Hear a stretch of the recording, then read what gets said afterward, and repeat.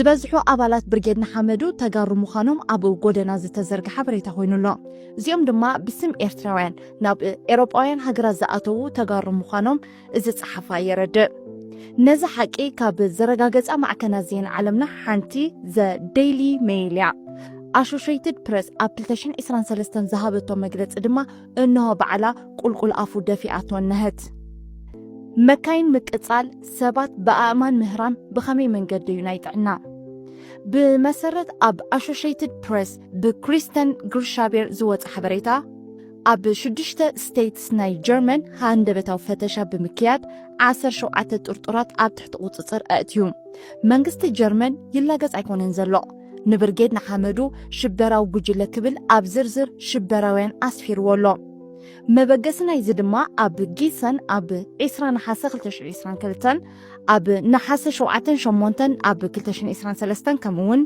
ኣብ ሽቱትጋርት ኣብ መስከረም 16 2023 ዘጋጠመ ፍጻመታት እዩ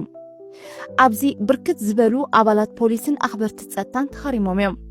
ኣብዚ ጥርጡራት ናይ ምህዳን መስርሕ ከም መንግስቲ ሆላንድን ጀርመንን ካሜራ ተጠቂመን ብአርቲፊሻል ኢንተሊጀንስ ተደጊፈን ገበነኛታት የለልያልዋ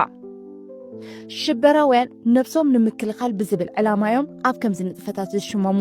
ስለዚ እዚ ጉጅለ እዚ ንገለ ትካላት ጀርመን ቤት ጽሕፈታት ፖሊስ ክሃርሙ ይኽእሉ እዮም ዝብል ስጋኣት ስለ ዘሎ ሕጂ እዞም መንግስታት ብትኹረት ይዕዘብዎም ኣለዉ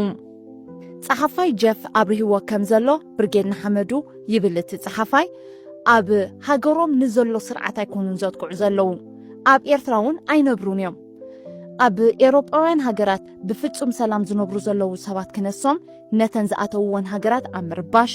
ምጥቃዕን ዝተፈላለዩ ዜጋታት ኣብ ምርዓድ ተሸሚሞም ኣለዉ እዚ መንግስቲ ጀርመን ወሲድዎ ዘሎ መርገጺ ንኻልኦት ኤሮጳውያን ሃገራት ንዓባይ ብሪጣንያን ኣሜሪካን መወከሲ ከም ዝኸውን ምርዳእ ኣገዳሲ እዩ